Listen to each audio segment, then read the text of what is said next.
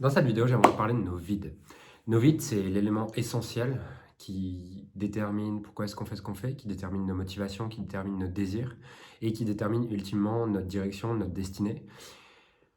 Et si aujourd'hui, il y a des comportements que tu as dans lesquels peut-être tu procrastines, peut-être tu as l'impression de t'auto-saboter, peut-être que tu n'as pas les résultats que tu veux à certains endroits, ben c'est sûrement à cause de tes vides.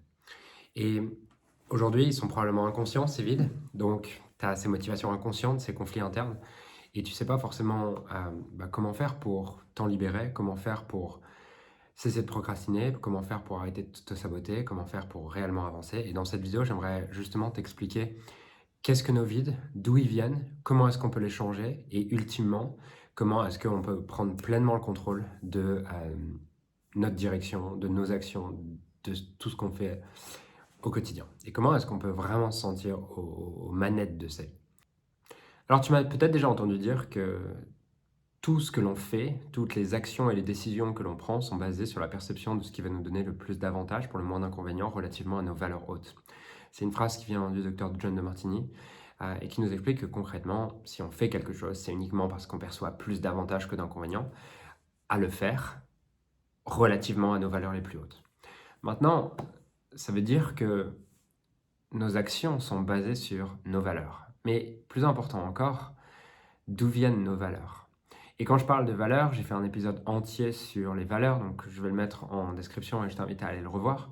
Mais nos valeurs, c'est tout simplement euh, ce qu'on valorise le plus. Je ne parle pas de valeurs morales en mode honnêteté, authenticité, toutes ces choses-là. Je parle vraiment de valeurs de qu'est-ce que je valorise. Par exemple, pour ma part, ce que je valorise énormément, c'est comprendre pourquoi est-ce qu'on fait ce qu'on fait et le transmettre. Voilà, c'est deux choses que je valorise énormément. Je valorise le fait de faire du sport, je valorise voilà, différentes choses. Et nos valeurs sont tout simplement ce que notre vie démontre. C'est-à-dire que euh, au quotidien, est-ce que ma vie démontre ça? Est-ce que j'utilise mon temps, mon énergie, mon argent vers ces valeurs-là?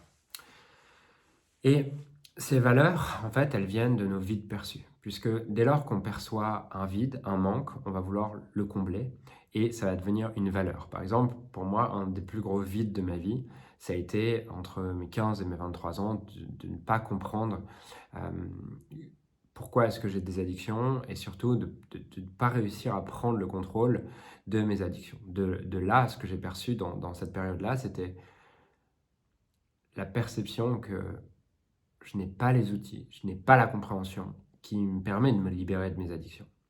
Et de là est née une valeur qui est je veux comprendre comment est-ce qu'on peut aider quelqu'un à sortir de ses addictions, pourquoi est-ce qu'il a des addictions, pourquoi est-ce qu'il est bloqué. Un autre de mes vides à ce moment-là, ça a été aucune carrière professionnelle ne me fait envie. Ça a l'air tellement chiant de travailler que j'ai pas envie de le faire.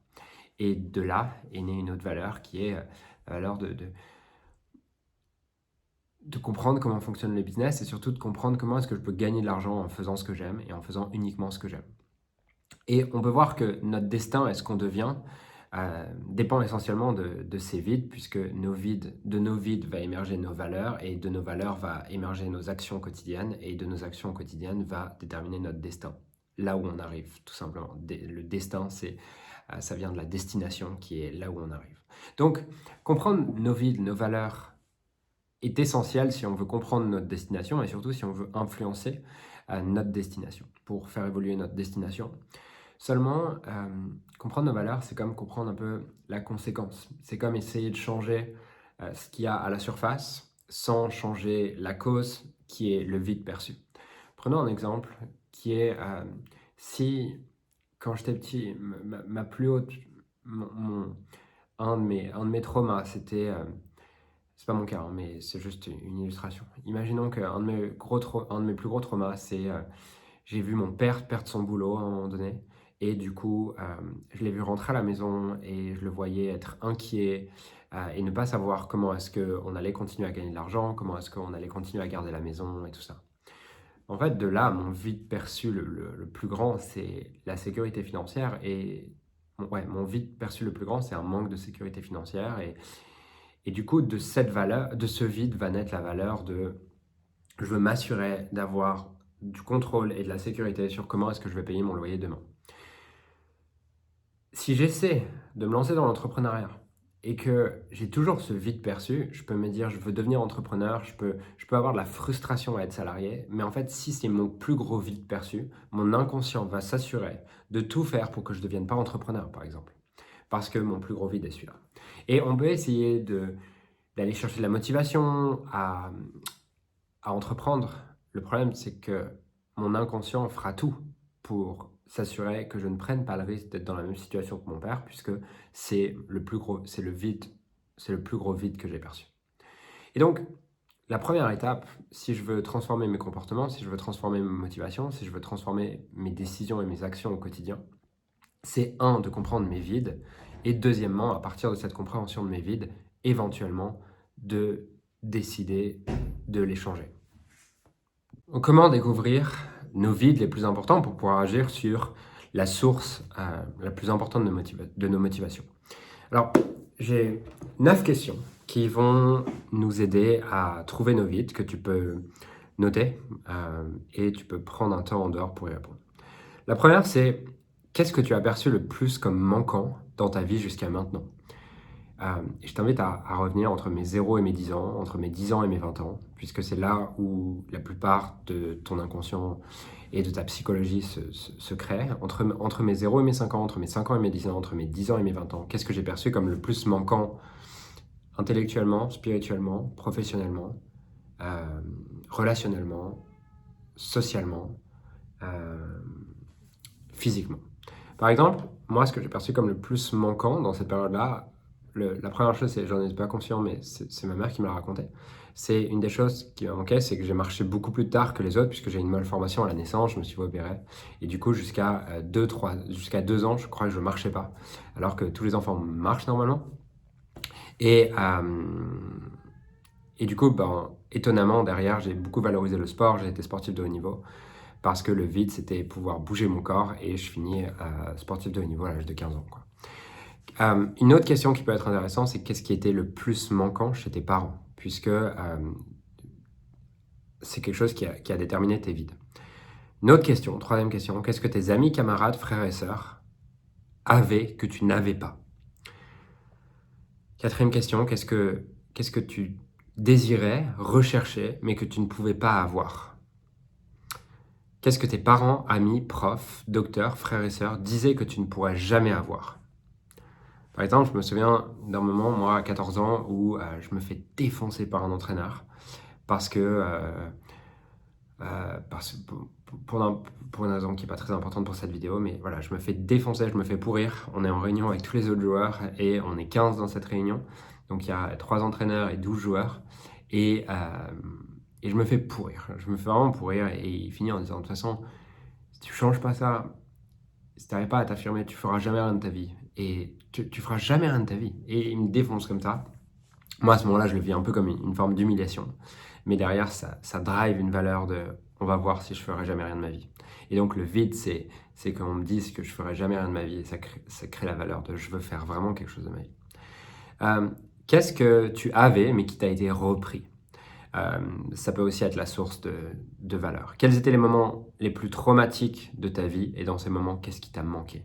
Par exemple, pour moi, les moments les plus traumatiques de ma vie, je dirais que c'est les moments où ma maman est alcoolique et dans ces moments-là, j'aurais aimé avoir des outils pour l'aider, j'aurais aimé avoir des outils pour la comprendre, j'aurais aimé avoir des outils pour pouvoir influencer son comportement. Et ce qui est marrant, c'est que derrière, ma vie est basée sur comprendre l'être humain et comprendre comment je peux influencer les gens dans leur comportement, dans ce qu'ils ne comprennent pas d'eux. Et de ce manque naît cette valeur, cette raison d'être qui est forte.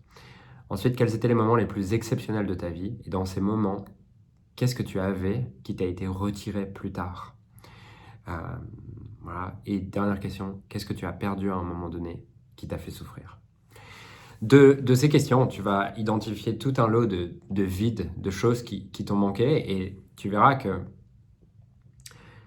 si tu récapitules les réponses à ces questions, tu découvriras tous les vides de ta vie et tu comprendras pourquoi est-ce que tu es motivé par ce que tu es motivé aujourd'hui. Et ouais, tu comprendras, c'est comme si les pièces du puzzle s'assemblaient.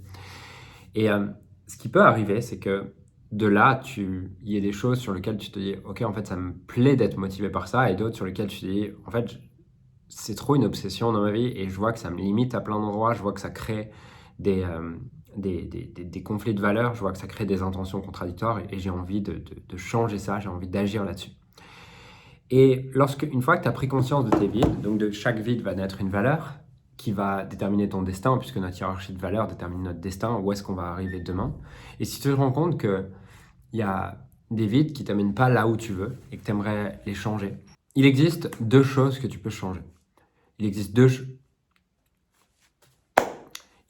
choses que tu peux ajuster.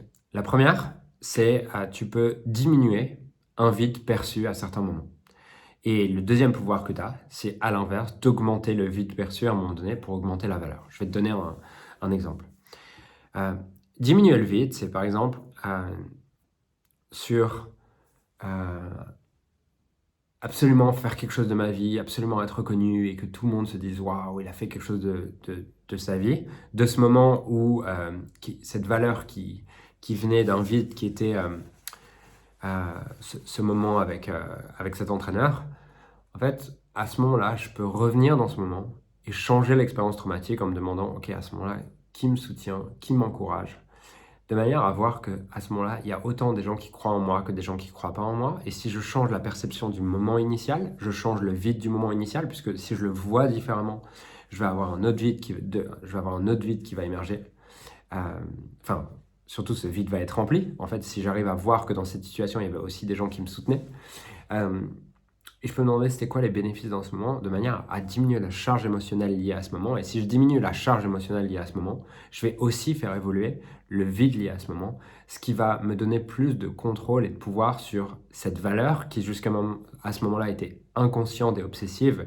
Mais si j'arrive à transformer la perception de ça, automatiquement, la valeur qui en découle va changer. Donc je peux diminuer le vide en voyant les bénéfices d'avoir perdu ce que j'ai perdu, d'avoir manqué de ce dont j'ai manqué, et surtout de voir sous quelle forme est-ce que j'avais ce dont j'ai perçu que j'ai manqué. Puisqu'il ne manque rien, c'est juste des perceptions. Et si j'arrive à voir dans ce moment-là, par exemple, si je perçois avoir manqué de sécurité financière à un moment donné de ma vie, ok, sous quelle forme j'avais de la sécurité à ce moment-là. Et si j'arrive à le voir, à ce moment-là, le vide va changer et je vais pouvoir écrouler le vide et la valeur qui en découle, ce qui me donne beaucoup plus de pouvoir dans ma vie.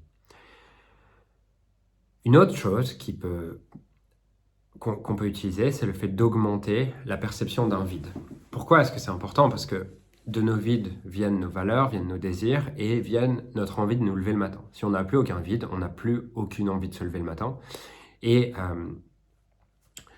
ces 2 dernières années, par exemple, on va dire que j'avais moins de drive qu'avant. Pourquoi? Pour 2 raisons. Parce que, beaucoup de mes vides avaient été remplis, c'est-à-dire le vide d'avoir une prédiction financière, puisque je savais jamais, on parlait jamais d'argent dans ma famille, et j'entendais ma grand-mère dire avoir peur qu'elle manque d'argent dans le futur.